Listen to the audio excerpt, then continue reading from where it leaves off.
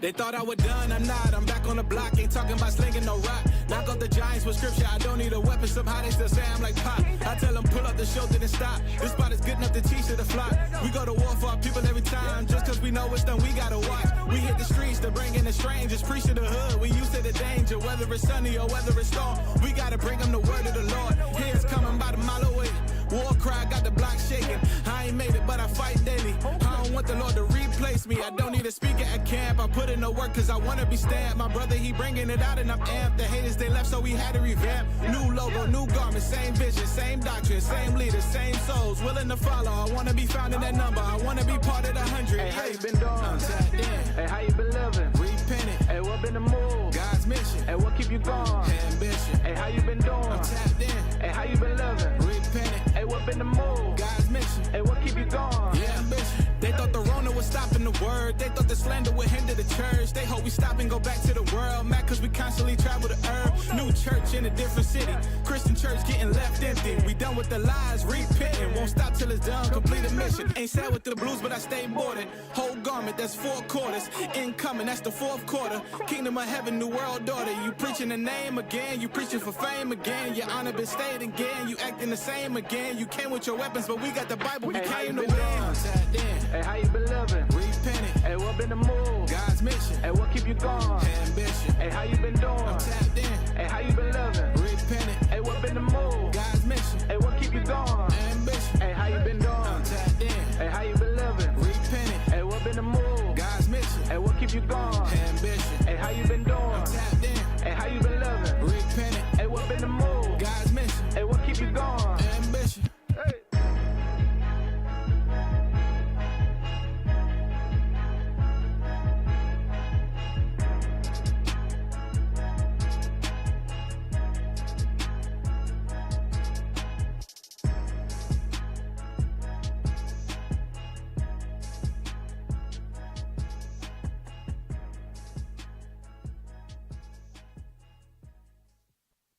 But ain't nobody really trying to probe them. They probing the Israelites, trying to associate us with all kinds of evil and all that. But here you got straight up terrorists that's going out killing our people wholesale, and nobody's trying to connect the dots. That's why they're not talking. Where's the ADL at? Where the bastards at? Where's all of this protection of blacks and all this?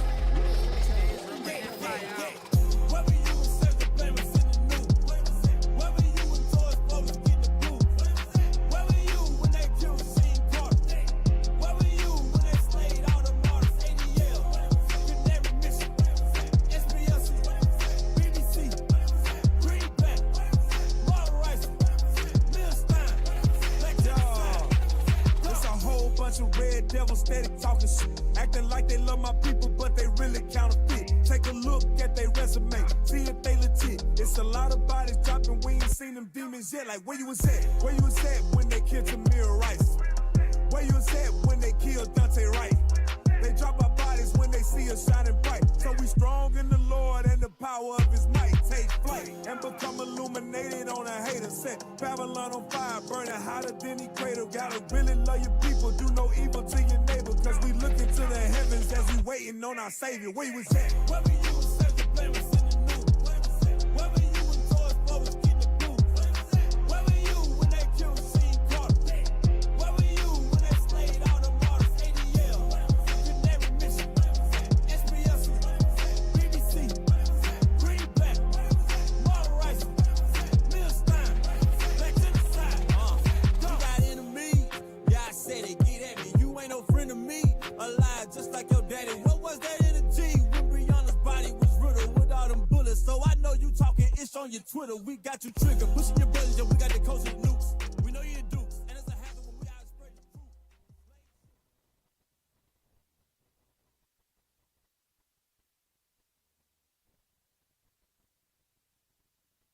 truth. You are now flying.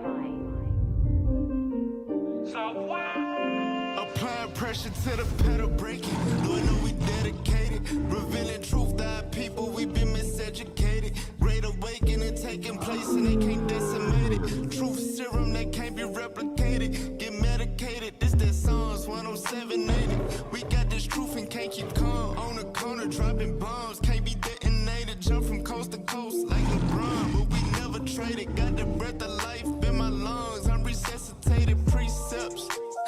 only PV pushing in this heat. Hitting harder than a desert eagle bullet hit the earth with the line. Let it sink and we gon' hook them. We had idols in our mind. Heard this word and we forsook them. All in Memphis, no more rent.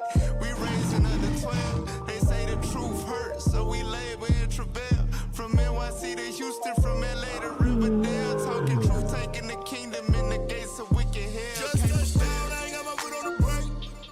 Truth got my mind, I'm feeling renewed every day. Giving sight to the blind is something we do every day. And I don't care if what I'm saying make you feel away.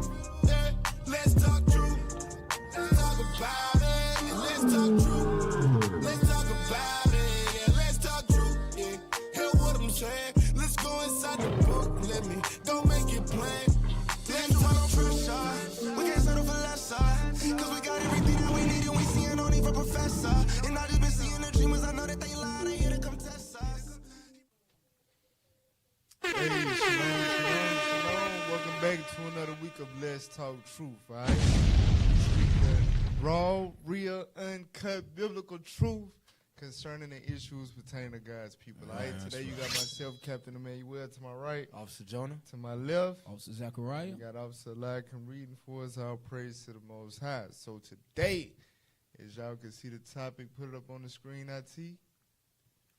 Apologists, Christian heretics, and paganists. All right? So today, you may not know what an apologist is, right? They really don't matter. They're really not important, right? They're nothing. Right. But they are basically today's what's the word I'm looking for? The pessimists. Like during the time of Christ, the people that followed him around and tried to challenge him and stuff like that. That's them, right? They follow us around. They try to make videos. They try to ride the wave of the Israelites, making the Bible great again. You understand? We flooding social media with content about the Bible every day, 24/7. They see like, damn, the Christian's supposed to be doing that. Right. So now they try to make content and they try to follow us around and they try to make videos teaching in the classroom setting and stuff like that because they see the truth is spring up out of the earth. That's right. And they got a problem with that.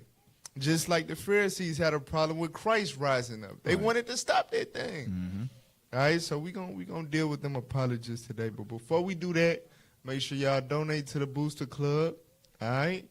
Also, hit that like button, drop a comment, drop a flame, share on all your social media pages. Because it's going down today. All praise to the Most High. That's right. Proverbs chapter 8, verse 6. The book of Proverbs, chapter 8 and verse 6.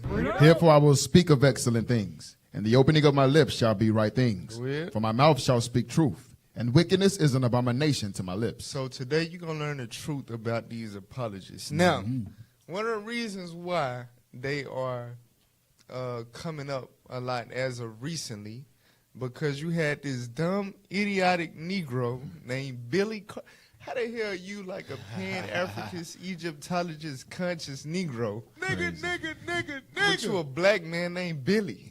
Billy. Huh? What the hell? Make it make sense. It don't count. It don't. Billy How is that Carson. helpful? Hey, Billy's watching online catching strays right He sound like a nigga in a pulpit or something. He sound like a nigga that'll be in a suit and tie, but doing the warm-up sermon before the main white pastor. Benny Hinn. You understand? Billy Carson. Get some help. So this dumb Negro went on a platform with an apologist, and he got confounded. All right. So put that on the screen. That's the video. Now, a lot of other Christian apologists capitalized off of this confounding taking place and made content out of it. I think this is the biggest video. So the brother to the left is Billy Carson. The brother to the right is just a Christian apologist capitalizing off of what happened. He has nothing to do with it. But he put his face on there instead of the Edomite that actually confounded him. But the point is, you see it got 1.3 million views in 6 days. That's crazy. All right, go to the next image. Damn. So this is the Edomite that actually confounded Billy Carson. Now, he didn't confound him in the scriptures, by the way. Let me get that clear. Right? He just posed a question from a book that, or concerning a book that Billy Carson thought he was finna quote, that he usually quotes to try to confound Christians, but the Edomite just so happened to have it. Looked the stage like a setup, like, you know, whatever the case. But y'all ever seen Scooby-Doo, like the movie with the human people? Yes. Right. That's Shaggy. Yeah. Definitely That's Shaggy. that's definitely like Shaggy. Like him. Like that's him. Sheesh. I would say put it up, but I ain't gonna do it. So now his videos like this one, right? For example, I believe this is Christmas is not a pagan holiday. A lot of these videos didn't even have above double-digit views. When I say double-digit, I'm not talking about 10K, 11K, 12K. I'm talking about 10, 11, 12. Crazy. Like his videos will have like 55 views, 84 views, 132 views, stuff like that, right? So after he went viral for confounding Billy Carson, a lot of people started to tune in, check out his channel. And I'm going to show y'all the numbers and how much he increased and all of that. But I'm just showing y'all the comments under his videos. So you see like the top comments. How many came to this channel only after Wes Huff's demolition of Billy Carson. Then the other one say, Billy Carson referred me to this channel. New excited subscriber. Go to the next one. It's another one of the videos. They ain't have a whole lot of views at all. Who else is going down the West hole thanks to Billy? Hey, yep. So, like I said, when you look at the clip, to be honest, I don't know. Look like the nigga might have, you know, voluntarily got deep platform. sold out to help them, you know what I'm saying, push their platform by going having that viral moment. I don't know. All right? But go to the next one. Right? This is another video. I forgot what he was explaining in this one. But look at the scroll back up. So when he's explaining stuff concerning Jesus, he uses the image of Cesare Borgia, showing that he is not when these so-called scholars pull out all these books and seem like they really defending the faith and all of that, they are not defending the faith. They going out of their way to the extreme to defend and fight for white supremacy. And it always manifests in the form of them still, despite having no biblical proof of foundation. Matter of fact, they can go in many of these same books and it'll say that he does not have the appearance of a Caucasian. But they will persistently utilize that same false image. Message. But anyway, who is here because of the Billy Carson debate? Me. Thank you, Wes. I just subscribed. Thank you so much. So the point is that debate with this Edomite, this apologist, he drew a lot of people to his page. All right, go to the next clip. The next, what's his name? So shout out to Bishop Nathaniel __ Bishop. That's right. He had let us know this Edomite Wes Huff, whose channel was unknown for years, he used to get a max of 55 views per video. Dang. But after he embarrassed Billy Carson, he gained 117,000 subscribers. Wow. Viewers. This ain't right. For real. And because that's what they do. All right, that's one of their tactics. They try to cloud chase, like I said, ride the wave, stuff like that. But don't fret, brothers and sisters. They are not a threat at all. Get 2 Timothy chapter 3 real quick. Yes, sir. 2 Timothy. Matter of fact, read Titus 1:10, and y'all can jump in and not be silent. Bring it out. The book of Titus, chapter 1 and verse 10. Go ahead. For there are many unruly and vain talkers. There are what? For there are many. There are what? There are many unruly and vain talkers. So it's many unruly and vain talkers. Billy Carson is one of them, right? The dumb Negro, like I said, he got many dumb doctrines trying to debunk the Bible or whatever. It just so happened to be an Edomite that he goes on the platform, because we would have handed his ass to him the same damn words in the scriptures. But, you know, like I said, he's one of those unruly and vain talkers. But the same dude he got confounded by Wes Huff, he's also an unruly and vain talker. Right. This ain't right. But white supremacy, Christianity. Exactly. He's a liar too. Go ahead. For there are many unruly and vain talkers and deceivers. And what? And deceivers. So they not, like I said earlier, their objective is not to defend the faith or defend the gospel, because the gospel does not include them. Don't fall for it. They try to deceive you into holding on, right, to the Anglo-Saxon Roman Catholic religion called Christianity, that's really just paganism with a white image of Christ stamped on the front. You understand? That's it. He's a deceiver. Go ahead. Especially they of the circumcision. Now go to 2 Timothy chapter 3, verse 13. The book of 2 Timothy, chapter 3 and verse 13. Go ahead. But evil men and seducers. And what? But evil men and seducers. Evil men and seducers, right? Meaning people that know how to speak well. They got all these books. They seem educated, very theocratic, theological, whatever the hell the word is, right? They deem themselves as scholars. They're able, with their great swelling words, they're able to seduce people into thinking that they have the answers and they're correct. God said, many evil men and seducers, go ahead, shall wax worse and worse. Shall do what? Wax worse and worse. Deceiving and being deceived. So in the last days, you're going to see a lot of people come about, get huge numbers, seem like they know what the hell they talking about. God said they're deceiving, and there's a multitude being deceived by them. Yep. That's what you're going to see in the last days. So don't worry. We're gonna dig fully into the apologist and Wes Huff himself later on, but we just wanted to get you abreast as to why this guy is, relevant enough to be, mentioned on the show. Right. Because we talk about what matters to our people, but our people are very easy. That's right. So we got to go ahead, dig his grave, and, drop him in. That's right. Deal with it. Y'all brothers got something before we move on? Get 1 Timothy 4 real quick, just to land back off what Cap already brought out. Get 1 Timothy chapter 4 and verse 1. The book of 1 Timothy, chapter 4 and verse 1. Now the Spirit speaketh expressly, that in the latter times some should depart from the faith, giving heed to seducing spirits. To what? To seducing spirits. What's crazy is, and we always talk about, you can do nothing against the truth before it. Right. What our people fail to realize, what the apologists fail to realize, is everything they do is the fulfillment of Bible prophecy. Them speaking these things, them making these videos, them getting all the clout from speaking against the Israelites. Amalek. Paul already said this will happen in the latter days. These seducing spirits, they use words like hermeneutics, what's the word? Exegesis. And they all about what? Proof, right? But then they turn around and put a white image of Christ up in their videos. Keep reading.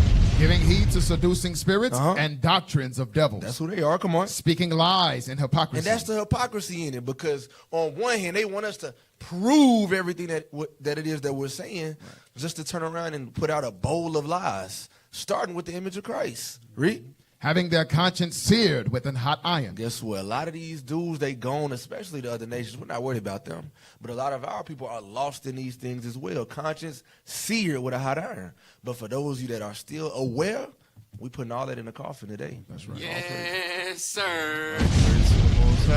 Message. Good. And our praises. So like I said, we're going to get back to the topic in a little bit. But before we move on with the topic, we got to deal with the gem of the week. Bring us in, IT.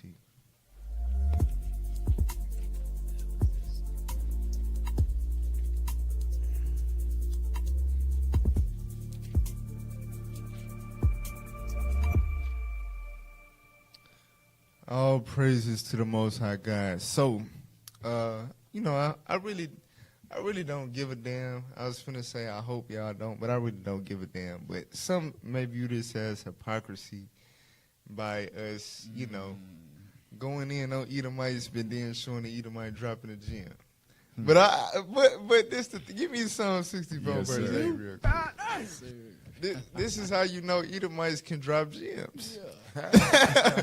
For real. Watch this, y'all. Psalm chapter 64 and verse 8. Go ahead. So they shall make their own tongue to fall upon themselves. They shall what? So they shall make their own tongue to fall upon themselves. So God said the wicked, they will make their own tongue fall upon themselves. They would declare their own downfall. Right. You understand what they did? All that see them shall flee away. All right. So watch. This is a prime example of that. Play that clip. America has lost their moral compass. America will be judged because of the abortions, the homosexuality, the LGBTQ agenda, the pornography that pours out of Hollywood, California. America will be judged. Under Barack Obama, they approved same-sex marriage. Do you think God is going to just turn his head and look the other way? What did God do to Sodom and Gomorrah? You know the story of Sodom and Gomorrah? What did God do to both of those cities? Why did he do it? Well, if you don't know, folks, look up. Look up the information. He destroyed them. They no longer exist because they violated God's laws. According to the Bible, a marriage is between a man, a biological man, and a biological woman. All righty then. Now that's all facts. That's all facts. But get Psalms 49 and 11. So the reason why Edomites got to say stuff like this is because the notion for, I ain't going to say for whatever reason, because of Christianity. Christianity teaches that 2 Chronicles 7 and 14 is talking about America. If my people humble themselves, God will heal the land. Oh, my God. Don't fall for it. They have they do not see this place being judged or coming to an end. They do not. Right? This is one nation under God, indivisible. You understand? Right. That's the doctrine. Stop it. And God talks about that. Read that. The book of Psalms, chapter 49, verse 11. Go ahead. Their inward thought is. Their what? Their inward thoughts is. This is the inward thought of an evil, despicable white man. The thing is, he's been able to put it in a spiritual capsule and drug everybody in his country with it. You understand? This same inward thought. A lot of Negroes have fallen victim to the addiction. You understand? The same inward thought of this delusion. But God said the inward thought is what? That their houses shall continue forever. The general, the average white person, right, especially Christians, they don't believe that, for one, this is Babylon the Great. They don't believe that. And they don't believe that this place, like all previous kingdoms, you understand, they don't believe that God will destroy this place. They think this thing is going to continue. Go ahead. And their dwelling places to all generations. They call their lands after their own name. Right, America. Named after Amerigo Vespucci. That's what they think. They think this place is going to last forever. That's the inward thought. But the wicked himself is able to declare with the surface level of biblical knowledge that he's able to gain by the dispensation given unto him. You understand? Wait a minute. Sodom and Gomorrah, they got destroyed because they was a gay capital. Right. America is the gay capital of the world today. Right. America gonna be judged too. Get that in Jude verse 7. Jude verse 7. Jude verse 7. Now this is the thing. Sodom and Gomorrah was destroyed when? In the book of Genesis. Genesis is in the Old Testament. You understand? Way before Jesus Christ walked the earth. But so, why did I say that? I say that because the Christian doctrine is Jesus changed everything. You understand? We can do all things through Christ. How is that helpful? Have America last forever. You understand? But I'm going to show you something that the apostle, Jude being an apostle, I'm going to show you what they taught, what they understood. Jude verse 7. Even as Sodom and Gomorrah. Even as what? Sodom and Gomorrah. Even as Sodom and Gomorrah in Genesis chapter 19. Go ahead. And the cities about them in like manner, giving themselves over to fornication. So what fornication was it specifically? When you read Leviticus 18, it's a whole bunch of types. The main one is mankind lying with mankind as with womankind. Hey, yo. Right? Bati boys. You understand? Sword fighting. Nigga, That's the fornication that they gave themselves over to. Go ahead. And going after strange flesh. Going after strange flesh. They tried to rape angels. Hey, Come yo. on. Are set forth for an example. So Sodom and Gomorrah from the time of Genesis 19, way before the Gospel of Matthew, Mark, Luke, and John. Help me. Way back then, God said they were set forth for what? For an example. Come on. Suffering the vengeance of eternal fire. So if they're an example, right, they suffered eternal fire, meaning that city is a heap to this day. Never was inhabited again after the fire fell from heaven upon it.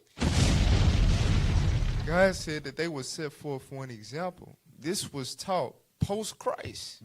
So Y'all better if take Sodom heed and to that. Gomorrah was destroyed by fire for the fornication that they was committing, what the hell do y'all think gonna happen to this place?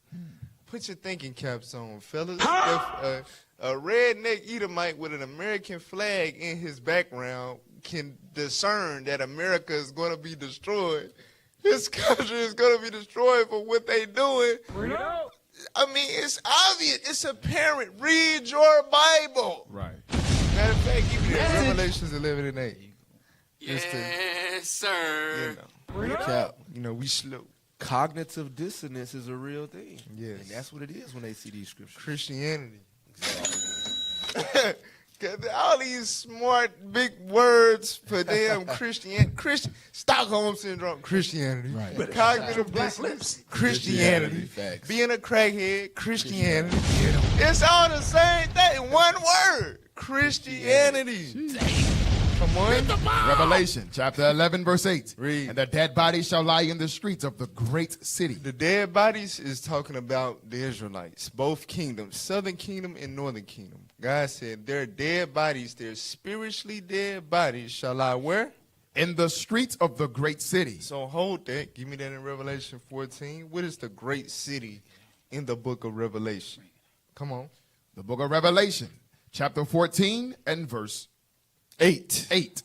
And there followed another angel saying, Babylon is fallen, is fallen, that great city. So Babylon is that great city. So what we read in Revelation 11 and 8 is making reference to Babylon, mystery Babylon the Great. Go back to Revelations 11 and 8.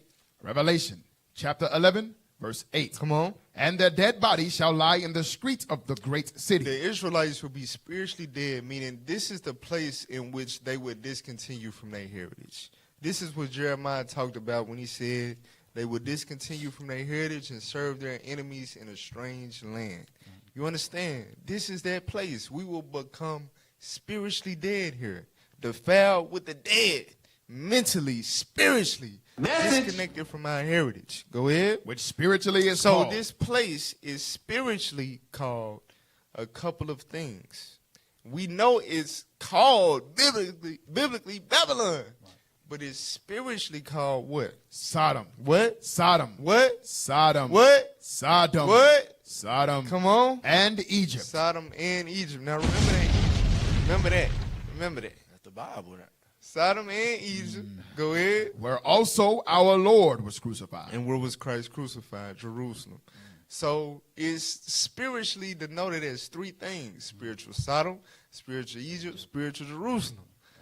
But we dealing with spiritual Sodom. Again, the biblical gate capital. God said the great city, the last ruling kingdom in the last days, they would have that same spirit. Jews said what happened to them is set forth for an example. You understand? Meaning that history is a preview of the future of this place. You understand? So that's the gem that the Edomite dropped. Y'all brothers got something on that? Sir. Is that good? Yes, sir. Let's get Revelations 18:4 real quick. Because what he's saying is true. America gonna fall. It's written in the Bible for us to learn so we can get ourselves together. But read what you got. Revelation chapter 18 and verse 4. And I heard another voice from heaven saying, Come out of her, my people, that ye be not partakers of her sins, and that ye receive not of her plagues. Read on. For her sins have reached unto heaven. America's sins reached into the heavens. That's what we dealing with. While the Sodom, the evil, the pedophilia, these are the sins. Read on. And God hath remembered her iniquities. And God remembered her iniquities. Watch this. Read on. Reward her, even as she rewarded you, and double unto her double, according to her works. What does that mean? God's going to judge America. And he's going to judge them with double unto the double evil they've been doing in this earth. But that's all I got. That's the New Testament. That's New Testament. Is there any newer? Don't get no newer than that. In the book of Revelation? All right, all praise to the Most High. So now put the thumbnail back on the screen. So the topic today is apologists, Christian heretics, and paganists. So we're going to show y'all a few heresies that they push, right? And now remember, go back to Titus 1 and 10 real quick. Titus 1 and 10. I'm going to explain the bottom part of the verse. Titus chapter 1, verse 10. Come on. For there are many unruly and vain talkers and deceivers. It's going to be a lot of people that spread Christianity and other dumb doctrines. It's going to be a lot of them. They just talk. They just talking. Come on. Especially they. Especially they of the circumcision. So y'all know what that means? Especially niggas.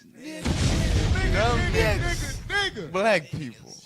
All right? Stop it. We're going to show y'all some black apologists. You know, they just like every other thing, we have to put some type of byword. You know, that's occurred. Deuteronomy 28:37. To this day. We got to put a byword on anything that we associated with that's tied to the white man, so you can know that it's, you know, it's less than. Right. So the white people, they're apologists.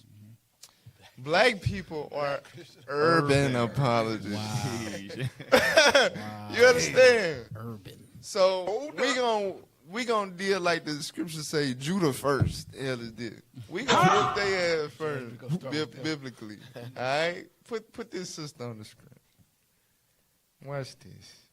Here's one of the many reasons I don't believe the descendants of the transatlantic slave trade are the Hebrew people of the Bible. The return to Egypt, so chapter 28, verse 68, and the Lord will bring you back in ships to Egypt, journey that I promise that you should never make again, and there you shall offer yourselves for sale to your enemies as male and female slaves, but there will be no buyer. Stop.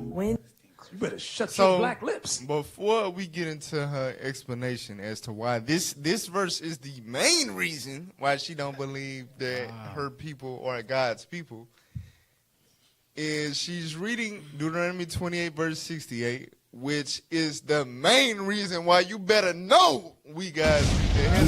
Hit the bomb! But she's reading, you can see that the version of the Bible she's reading from at the top is ESV. English Standard Version. All right? The damn devil. So this is not the correct version. And we're gonna show Oh, hell no. We're going to give y'all the proper understanding, right? But she's already starting off of the wrong foot. She's starting off on the wrong foot. You understand? She's reading a very, very tainted version of the Bible. Go ahead. When did descendants of the transatlantic slave trade return to Egypt? This is where the average Hebrew Israelite will say, well, America is spiritual Egypt, but we didn't get here on spiritual boats. We got here on literal boats. Pause. So, Did she just? What did she say? What did you say, nigga? So obviously, right? If a place that you're going to is spiritually called something, then the method of transportation has to also be spiritual. Our people are stupid as hell. Oh, my Jesus. Because we just read in read again, Revelation 11 and 8. Yes, sir. She said, if it's spiritual Egypt, then why were the ships physical? Really, nigga? You can't make this stuff up. Read that. Revelation chapter 11, verse 8. And their dead bodies shall lie in the streets of the great city. So, the great city. The great city. This is a place, a physical place. Okay? There's a lot of physical things going on here. Bodies, city. Okay, come on. Which spiritually is called. Is what? Called Sodom. Wait. So, something physical can be spiritually called something. Like, for example, right? This is a very minute example. You are not related to my child, right?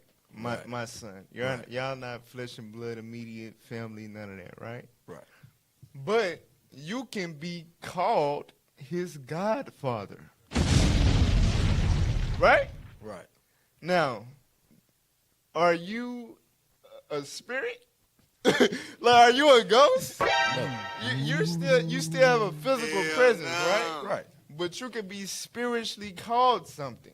Right. But still physically do things. Right. Okay.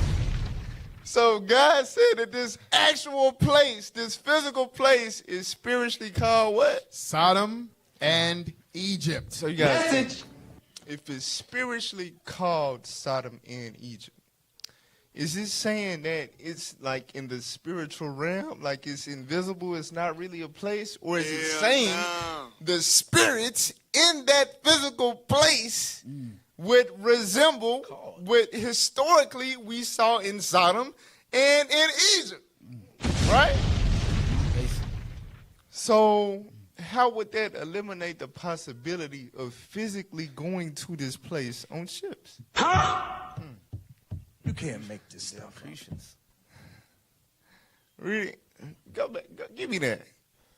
Titus 1 about what it called the Cretians. It's verse 12, right? Yes, sir. The book of Titus, chapter 1 and verse 12. Come on. One of themselves, even a prophet of their own, said, the Cretians are always liars. Even beasts, slow bellies. What? Evil beasts, slow bellies. They slow. They dumb. You understand? I'm telling you, especially there the circumcision. So go back a few seconds. Go ahead. What kill me is they be so confident in what they saying. Right. She was like, well, it wasn't spiritual ships.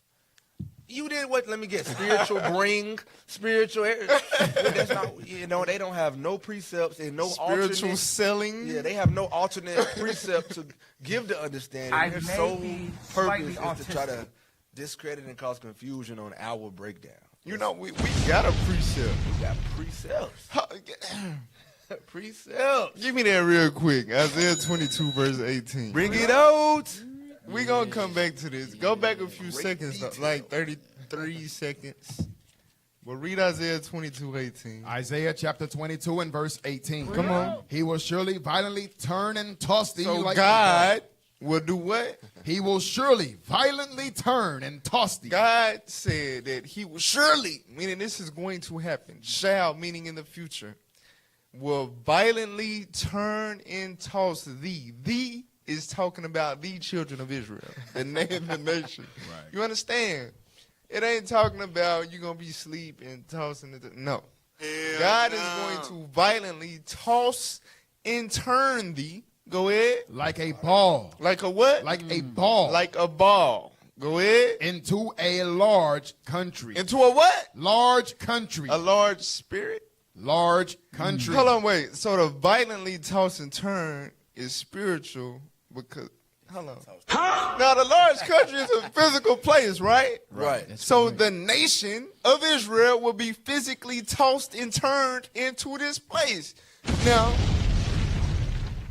when you walking to a place, you being escorted on foot. Nah. Right? But if perhaps you have to be transported on something that's known for violently tossing and turning objects within it, that would be a body of water, right? Right. So wasn't a nation of people transported throughout the earth on large bodies of water? Yes, sir. When they got done being violently tossed and turned across the Atlantic Ocean, the Indian Ocean, hell, damn near every ocean, right? Didn't they land in a large country?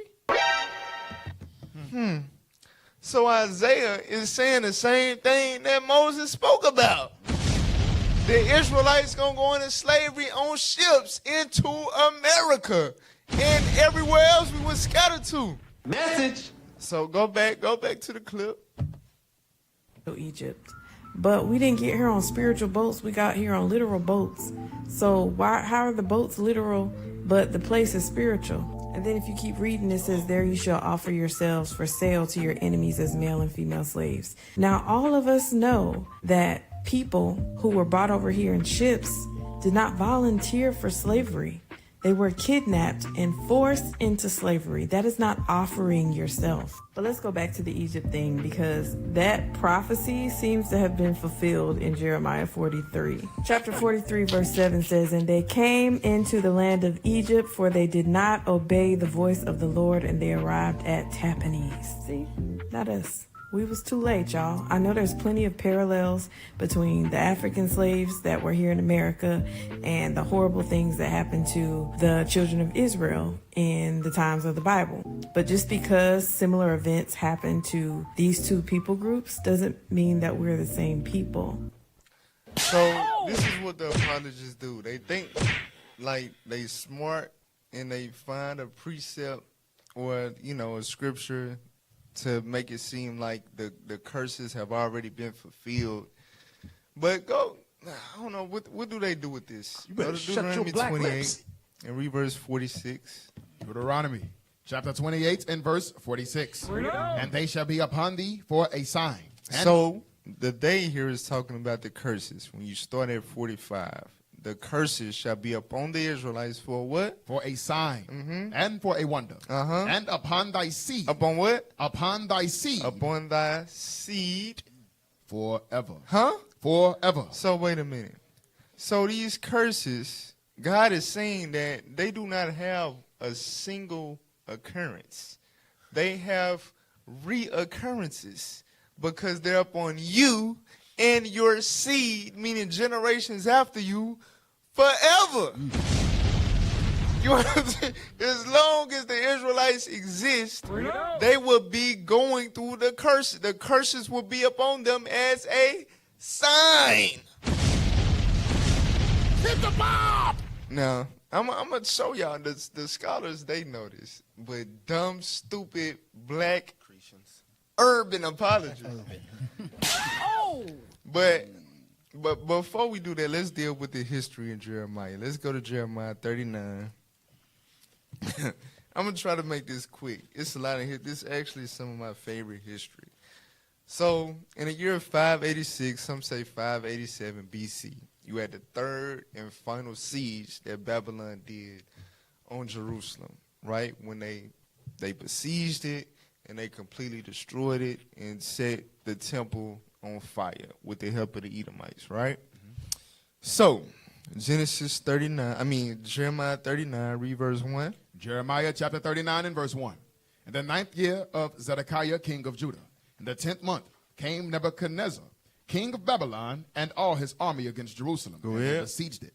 And in the 11th year of Zedekiah, in the 4th month, the 9th day of the month, the city was broken up. Right. So, after those years of being sieged, it was, 2 years, right? After that long period of being besieged, the gates began to sink into the ground. The city was broken up. The enemies were able to fully invade Jerusalem. That's what you're reading about, right? So now jump down to verse 10, verse 9. Verse 9. Go ahead. Then So start at 8.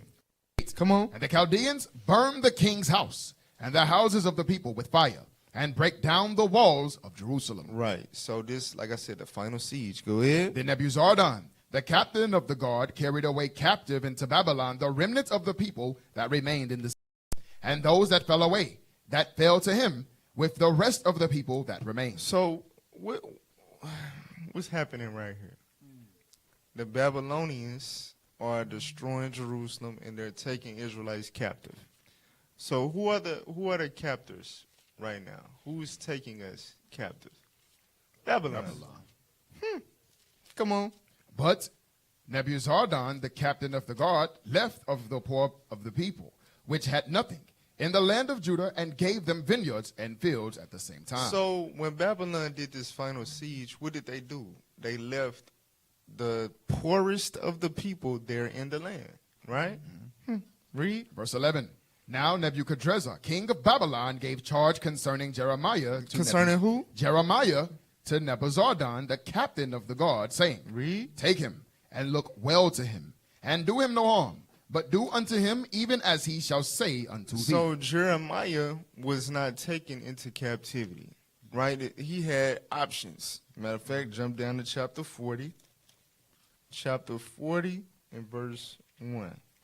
Jeremiah chapter 40, verse 1. The word that came to Jeremiah from the Lord, after that Nebuzaradan, the captain of the guard, had let him go from Ramah, when he had taken him, being bound in chains among all that were carried away captive of Jerusalem and Judah, which were carried away captive unto Babylon. Watch this. And the captain of the guard took Jeremiah and said unto him, The Lord thy God hath pronounced this evil upon this place. Come on. Now the Lord hath brought it, and done according as he hath said, because ye have sinned against the Lord, and have obeyed and have not obeyed his voice. Therefore this thing is come upon you. Right. Read. And now, behold, I loose thee this day from the chains which were upon thy hand. So Jeremiah is being loosed. The guard is letting Jeremiah go. Go ahead. If it seem good unto thee to come with me into Babylon. So if you want to come with me to Babylon, go ahead. Come, and I will look well unto thee. But if it seem ill unto thee to come with me into Babylon, forbear. So Jeremiah had an option. You can come with me to Babylon. Or if you want to stay, you can stay with who? The remnant, the poorest of the people that was left in the land. Right? Come on. Behold, all the land is before thee. Whither it seemeth good and convenient for thee to go, thither go. Now, while he was not yet gone back. Okay, so now watch this. Jump down to verse 7. Verse 7.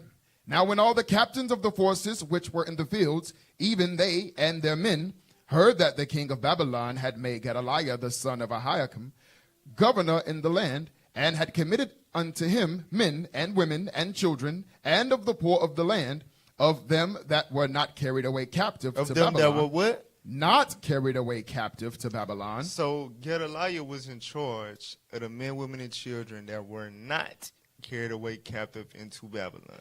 Where are they? They're in the land. They were left in the land, right? So during this history, in chapters 40 and 41, you read about a brother, an Israelite named Ishmael. You know, Jake, we slow. Right. We had a brother asking about Elam in the book of Ezra. So why it say Elam? It's an Israelite name, Elam. This is Hebrew names, bro. Stop it. You can be named Ishmael. You can be named Elam. Yeah, you can be named Esau, but don't do that. That's pretty stupid. Right. You understand? But anyway, it was a nigga named Ishmael that sold out to the Ammonites and killed Gedaliah, and to basically proceed to make to try to get that remnant that was left captive to the Ammonites. But we fought back. We resisted. However, we got scared because Gedaliah is killed, and it's going to look to the king of Babylon as if we're rebelling. We're trying to do a coup d'etat. So the spirit of fear got up on that remnant that was left in the land. Now go to chapter 42. Chapter 42, verse 1.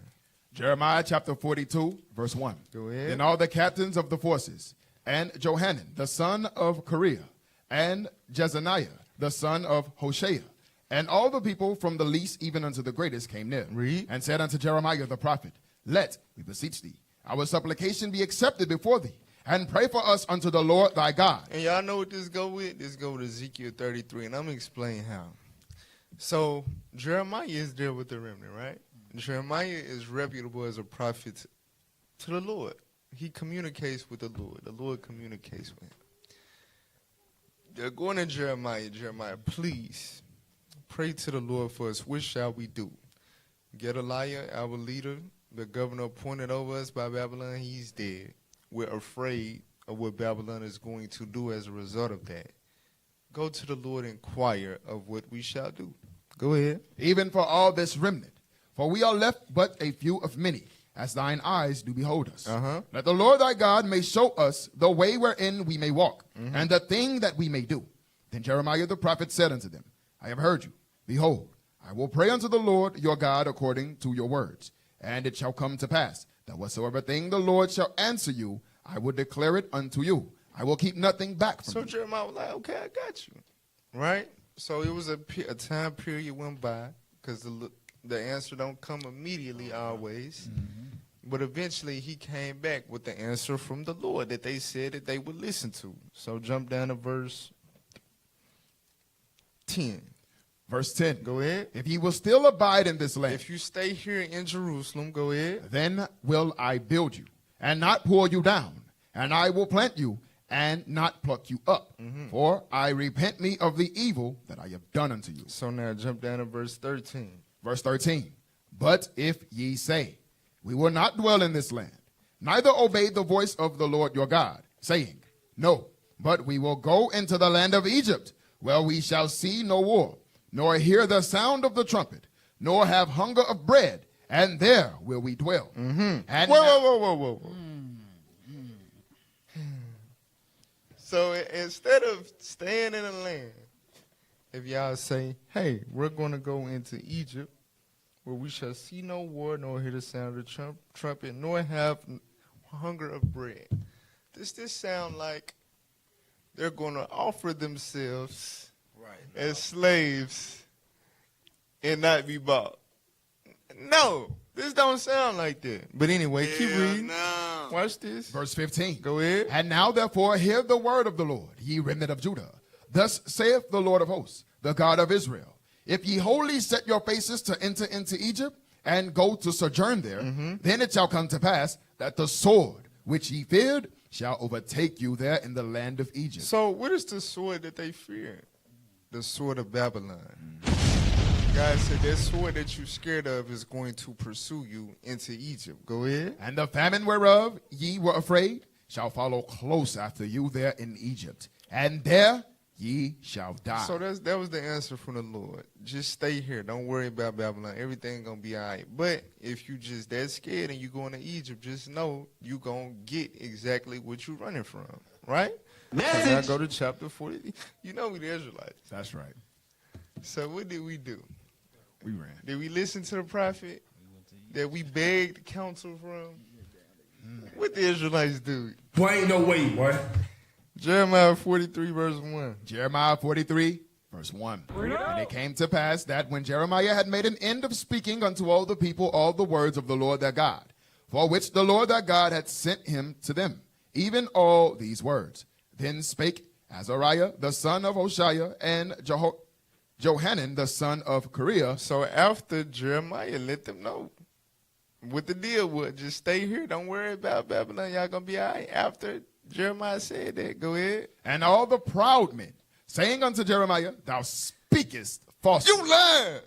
Hell no. The Lord ain't say that. Hell no. The Lord ain't say not to go into Egypt. Come on now. Go ahead. The Lord our God have not sent thee to say, go not into Egypt to sojourn there. So we convinced ourselves that Jeremiah was lying, and we decided to go ahead and pursue refuge in the land of Egypt. You can't make this. Now, y'all remember what type of people these was, right?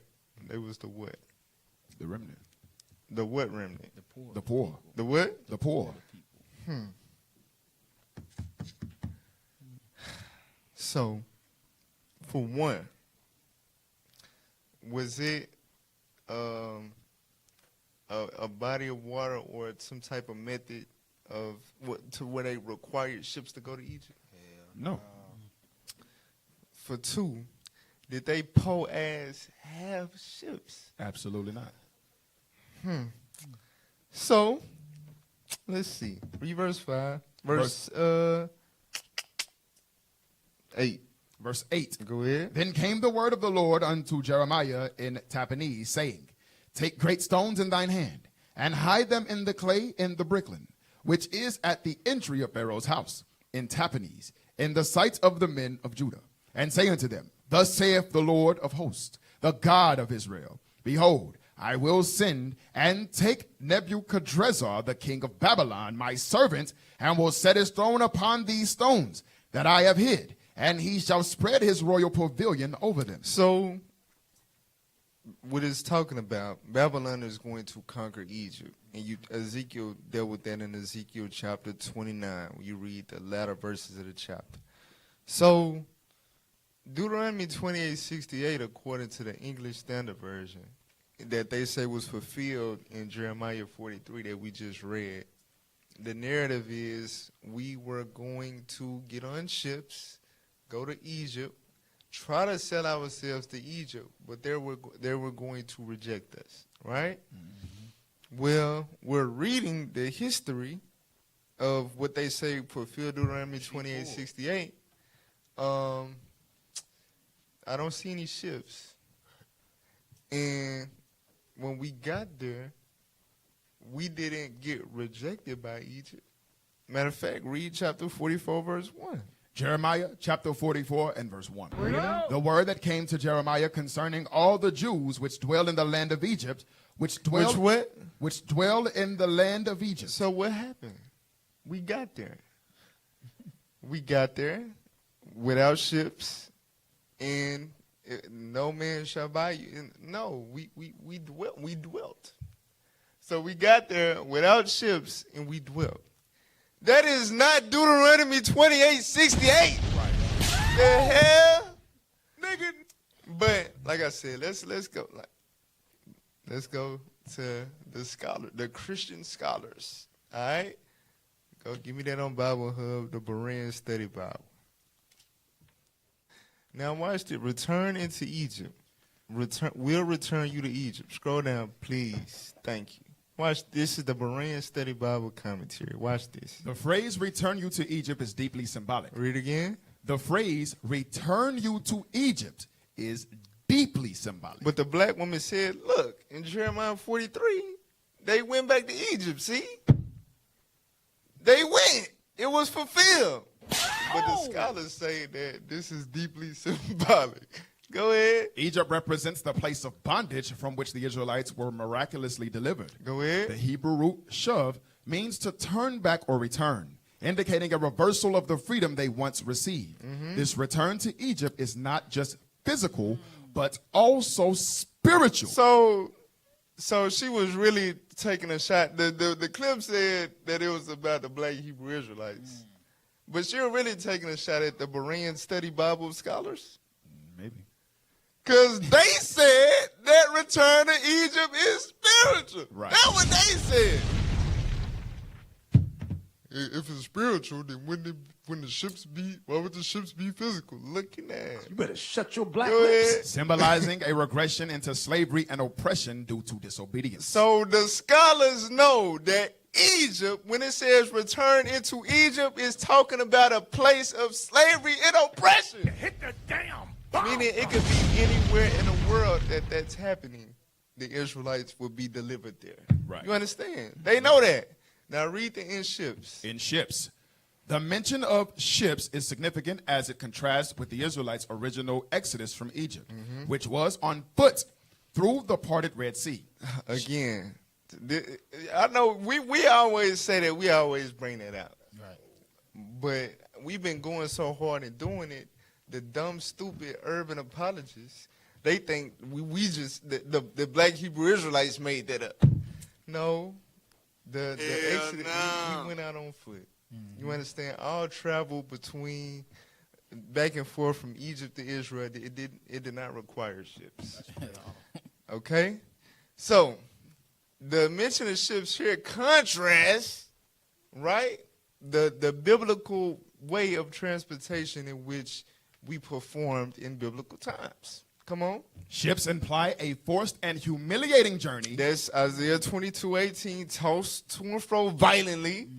Go ahead. Possibly indicating a broader dispersion. A what? A broader dispersion. A what? A broader dispersion and exile. Wait a minute. The scholars know. These ships, meaning they taking you far. That ain't talking about next door, your southern neighbor, Egypt. But Cal. It's a broader dispersion. Cal. That the scholars know that. That's right. Cal, What's you know, up? but you know they Satan, right? You see why I say possibly. They still want to put a little ounce of doubt in that. But they know it's the truth. They know that. Watch this. Watch this. Historically. So let's see if they say historically. You know, Jeremiah, it didn't say ships, but you know. Right. Let's see historically what. This could allude to the later captivities. The what? Later captivities. The what? Later captivity. The later captivities with an S. Wait. Come on, brother. It was only one Egyptian captivity. Right. And that was before Deuteronomy 28:68 was written. Message. So the later captivity, what they're implying is that Egypt again with ships is not talking about that physical location in Northeast Africa. That's talking about a land of bondage, period. Message. Egypt meant Babylon, Egypt meant Greece, Egypt meant Persia, whatever, but this one on ships would be a broader dispersion. Right. Come on. And dispersions of the Jewish people, emphasizing the severity of the consequences of turning away from God. So let's go to another scholar. Go to Ellicott. Because these versions, they trip up over this part right here.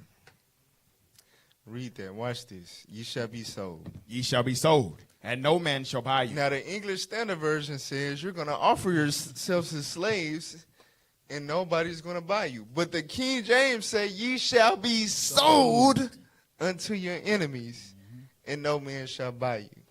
So either King James was high on crack, because how you get sold but then not bought? Stop it. See, that's why the other versions, what he meant was you're going to offer yourself. It don't say offer. It say ye shall be sold. So how do you get sold and no man shall buy you? This scholar gives a little sense to that. So let's read this right here. Rashi explains thus: Ye shall desire to be sold, ye shall offer yourselves as slaves to your enemies, and shall be refused because you are appointed to slaughter and destruction. Or the seller shall sell you to other sellers, and no one will care to keep you. But stop. Now, our leader, Bishop, taught us what that word but mean. When you see the word but, negate all the bullshit that was said before that. Right. You understand? What was finna be said after this but is what you really need to pay attention to. Message. So, but the what? But the same word. That word, no man shall buy you, is what? Is used in the following passage by Nehemiah. We, after our ability, have redeemed. Have what? Redeemed. Have what? Have redeemed. Have what? Have redeemed. So now, when you understand that word buy you at the end of the verse mean redeem, when you redeem something, that means you're trying to buy back what was already sold. So it's not you're going to offer yourself to be sold and not get bought. No. You're going to be bought, but not bought back. You understand? You're not going to be redeemed. Read on. We, after our ability, have redeemed our brethren, the Jews, which were sold to the heathen. Nehemiah 5 and 8. Probably the meaning in Deuteronomy is similar. Going back to what you said. Probably. Yeah. Nah, this is what it means. Go ahead. Ye shall be sold as slaves to your enemies. You're going to be sold in that spiritual Egypt. Go ahead. And there will be no one to redeem you. That's what the hell it means. Damn. And we finna prove it in the Bible. All these commentaries out. Yeah. But read Deuteronomy 28:68, and then we going to get the precept. Deuteronomy 28:68. Deuteronomy chapter 28 and verse 68. Come on. And the Lord shall bring thee into Egypt again with ships. In a captivity again with ships, a broader dispersion. from the former captivities. Go ahead. By the way whereof I spake unto thee. Thou shalt see it no more again. Come on. And there there in Egypt where you land on the ships. Ye shall be sold. You what? Ye shall be sold. You're going to be sold. Unto your enemies for bondmen and bondwomen. For slaves. And no man shall buy you. So there's a very important detail. Once you get sold in this land, no one shall buy you. Guess what? When we went into bondage to another heathen nation, right? At a certain period of time before these curses overtook us, we still in the land, right? But a brother, a sister got sold to another nation. We could take our money and go and buy or redeem our brother and sister from that other nation. Don't believe me? Let's go to the Bible. Leviticus 25:47. Hey, I'm telling you, bro, Christianity, especially urban, especially there the circumcision. Telling you, bro, don't listen. Don't listen to black women. Leviticus 25:47. Don't fall for it. Leviticus chapter 25 and verse 47. Come on. And if a sojourner or stranger wax rich by thee, a heathen wax rich by thee, go ahead. And thy brother that dwelleth by him wax poor, and sell himself unto the stranger or sojourner by thee, or to the stock of the stranger's family. So if a brother or sister wax so poor that they get sold to the heathen, go ahead. After that he is sold. After that he is sold, he may be redeemed again. One of his brethren may redeem him. So Leviticus 25, right, is saying that if this happens to your brother or sister, one of the brethren can redeem him. Deuteronomy 28:68 is letting you know when this junk right here happened, when you go into spiritual Egypt on ships, ain't no brother gonna be able to come and get you and buy you out of that. That's what that means. Precept upon precept. You understand? So stop playing with us. Stop playing your damn self. You are the Israelites. The Bible is talking about you, black woman. You want to be American so bad. Stop. Knock it off. You finna say something? I'm saying, our people put more time and effort into disproving themselves of being God's chosen people outside of just accepting the good news, sister. What's wrong with you being the Israelite? Right. Boy, ain't no way, boy. What's wrong with it is that makes you seem like you're saying you're better than the white man and white woman. Oh, that's what's wrong with it. You cannot declare you a nigga, you a slave. You a slave, B. That nigga on that nag. Boy, ain't no way, boy. I made you. I raised you. The hell you mean you better than me? You above me. Boy. Oh, yes, sir, master. I'm sorry. You understand? Yeah, offer Egypt spiritual ships, whatever. You understand? That's the sickness of slavery. You understand? That was Willie Lynch speaking through that black woman. What you finna say? I'm saying usually when they try to debate so hard, they got a white man or a white woman at home. That's why they're going hard like that. All right. Well, white Jesus, she having she lusting out the white Jesus in her mind every day. Now, play this next clip. It ain't just a black woman. You got the black panda bear too. That what the black Christian man is, bro. A black teddy bear, man. So watch this. Look at this. I gotta see his face. All right, this video is for those who claim to be Hebrew Israelites. One of the scriptures that are used as a proof text to show that the Israelites are black is Song of Solomon 1 verse 5. I don't think King Solomon was gay, but if you read what the character is actually saying in the poem, it's not King Solomon talking. In verse 2 it says, "Let him kiss me with the kisses of his mouth."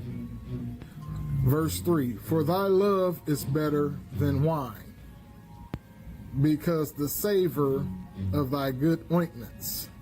Thy name is as ointment poured forth. Therefore do the virgins love thee." It's still the same person talking in verse 4. Draw me, we will run after thee. The king hath brought me into his chambers. We will be glad and rejoice in thee. We will remember thy love more than wine. The upright love thee. And this is the verse that is used as a proof text to say that the Hebrews were black.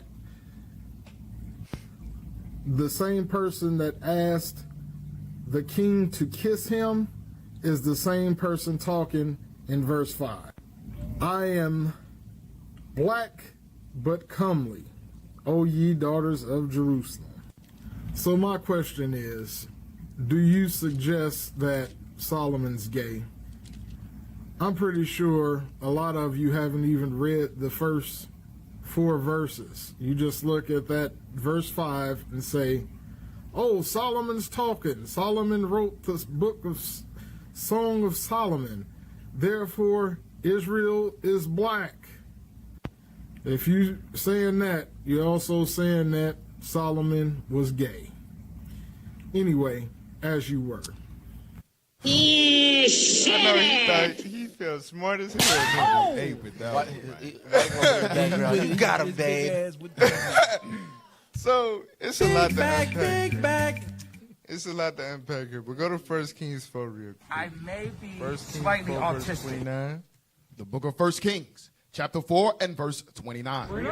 And God gave Solomon wisdom. God gave Solomon what? Wisdom and understanding exceeding much, and largeness of heart, even as the sand that is on the seashore. So God gave Solomon wisdom, right? Hold that. Give me Psalm 78, verse 1. Psalm 78, verse 1. The book of Psalms, chapter 78 and verse 1. Give ear, O my people, to my law. Incline your ears to the words of my mouth. Come on. I will open my mouth in a parable. In a what? In a parable. I will utter dark sayings. I will utter dark sayings. So in wisdom, which God gave Solomon, right? There are many parables and dark sayings. Right.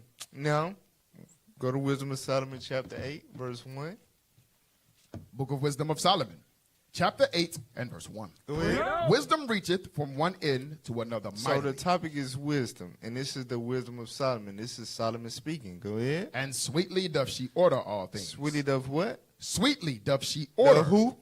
Sweetly doth she order. Sweetly doth she, brother. She. Sweetly doth Come on she. now, dog. Order. Go ahead. Order all things. I loved her. I what? I loved her. So Solomon said, I loved her. I loved her. Come on. And sought her out from my youth. I desired to make her my spouse. My what? My spouse. So Solomon, this is how he felt about wisdom. Right. I desired to make her my spouse. Right? 1 Corinthians 1:24. The book of 1 Corinthians, chapter 1, verse 24. But unto them which are called, both Jews and Greeks, Christ, the power of God and the wisdom of God. Wait a minute. What did it just call Christ?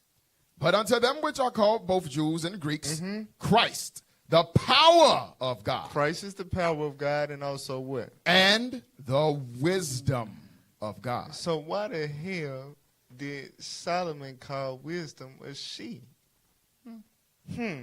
What is that? That is a dark saying.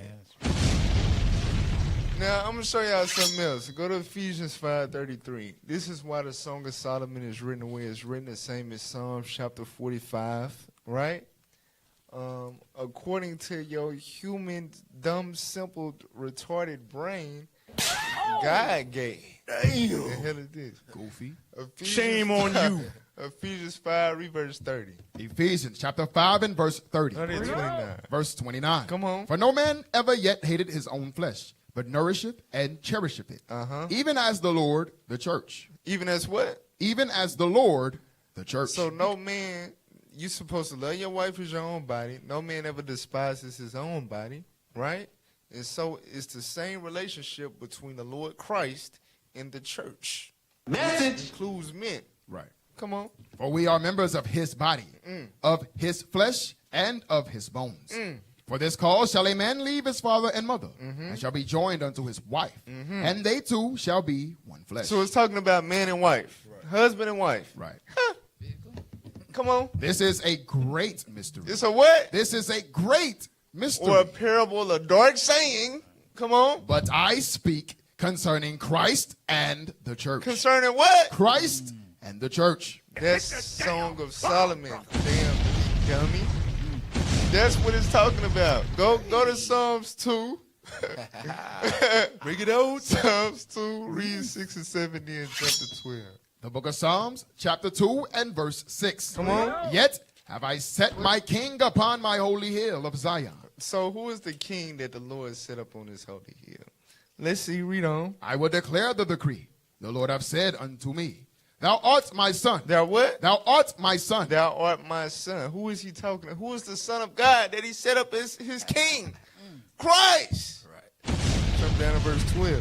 Verse 12. Uh-huh. Kiss the son. Do what? Kiss the son, lest he be angry. What is God on? What God got going? In the mind of the dumb, stupid Negro, God is promoting sodomy.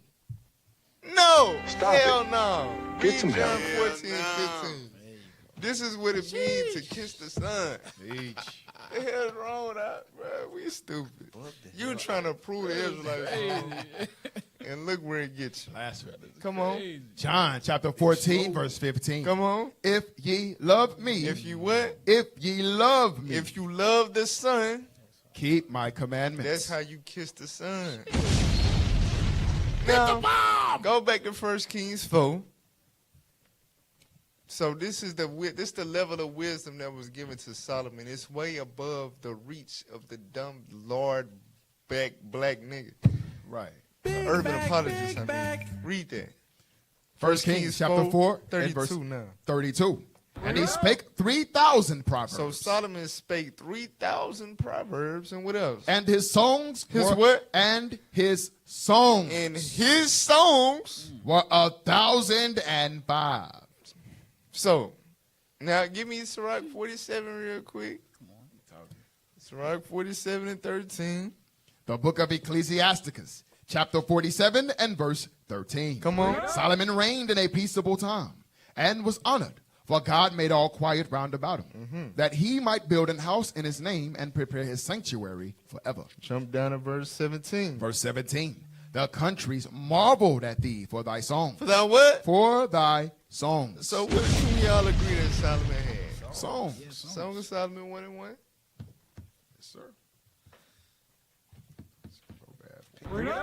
The book of Song of Solomon, chapter 1, verse 1. Come on. The song of songs, which is Solomon. Which is what? Which is Solomon. So whose song is this? Solomon.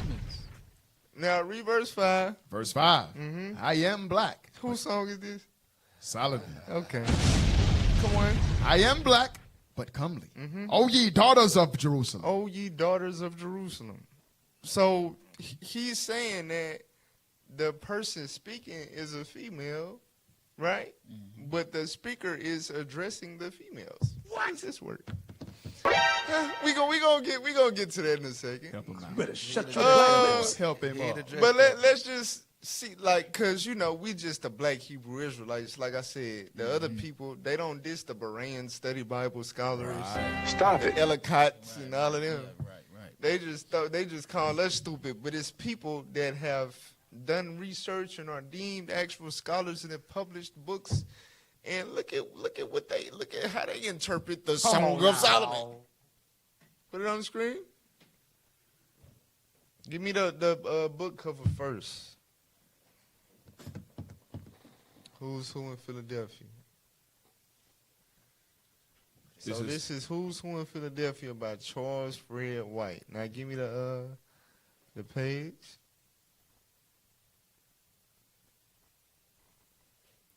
That King Solomon. That what? That King Solomon. Uh-huh. The wise man of our Bible Uh-huh. proudly acknowledged that he was black. Where? In his song. Right. Song of Solomon 1 and 5. The hell is wrong with you? Now give me the next book. You know what the scriptures say about witnesses? 2 or 3. Bring it out. Give me the light and truth. This is the light and truth collected from the Bible and ancient and modern history containing the universal history. Okay. That's not written by a black Hebrew Israelite. Go to the page. Hold up. Come on. Solomon. The Song of Solomon, the wise man. Come on. The words of Solomon, the son The of what? The words of Solomon. The what? The words of Solomon. Okay. The son of David Okay. to his friends. So not his friends to him, but him to his friends. Right. Come on. I am black, but comely, graceful. O ye daughters of Jerusalem, look not upon me because I am black as the tents of Kedar, as the curtains of Solomon. Here, Solomon describes his color. Solomon what? Solomon describes his color. What's their pronoun? His. His. Did he say his? His, my bad, Cap. What, man? Oh, my Jesus. Here Solomon describes his color. Yes, sir. That man said her. Yeah. His color to be what?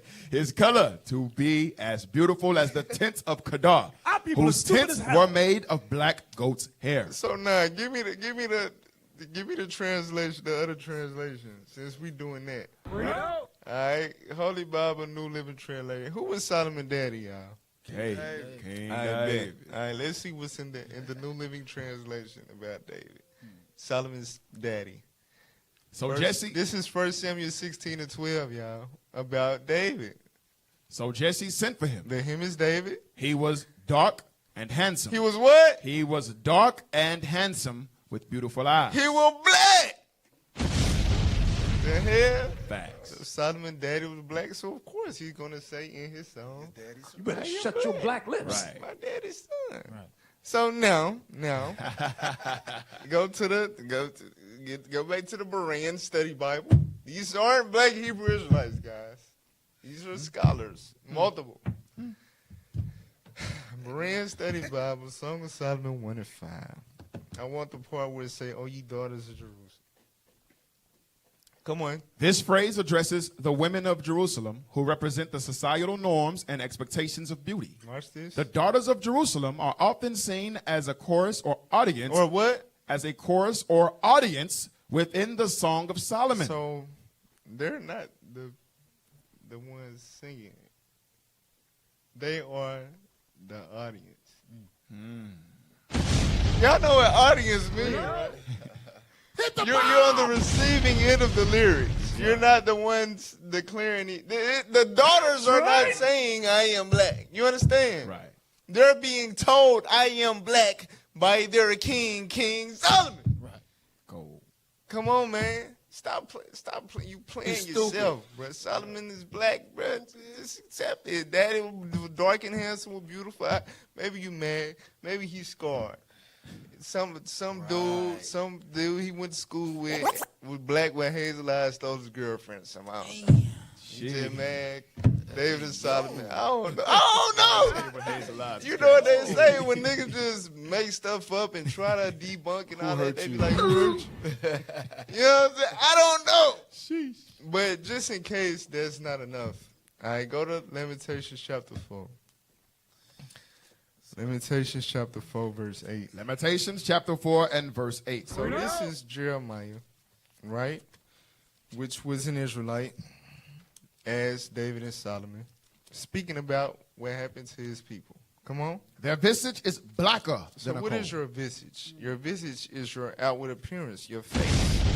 Their visage was what? Is blacker than a coal. They are not known in the streets. Their skin cleaveth to their bones. So it mentions skin in the same verse, but maybe it's a different context in the beginning. The beginning is spiritual. Their visage is spiritual black. They were sad. That's what it means. Read chapter 5, verse 10. Same book. Lamentations chapter 5, verse 10. This is Jeremiah speaking. Our. Stop. Pronoun. Our. So this is Jeremiah's lamenting about him and his people. So he's included in this. What does he say? Our skin. Our what? Skin. Our what? Skin. Was what? Was black. Was what? Black. Like an oven. Damn. So it ain't like black like I don't know, with something that's black but white. Oh my Jesus. But when you look inside the oven, you understand that the burnt, you know what I'm saying? And you know what they call it, the rubble, I guess. Right. Is very, very black. Right. So we said their skin was black. Why? Read on. Our skin was black like an oven because of the terrible famine. Right. So how does being black relates to a famine? Well, when black people are when we go through starvation, we deal with hyperpigmentation, which causes our skin to become darker. Message. White people, when they starve, they also go through a hyperpigmentation. The difference is, it doesn't make them black. Right. You understand? It don't make them black. It make them blister. The hell is this? So the Israelites in the Bible, God said their skin is black. That's right. Multiple scholars, multiple sources. You understand? So shut your damn black lips. What the hell wrong with you?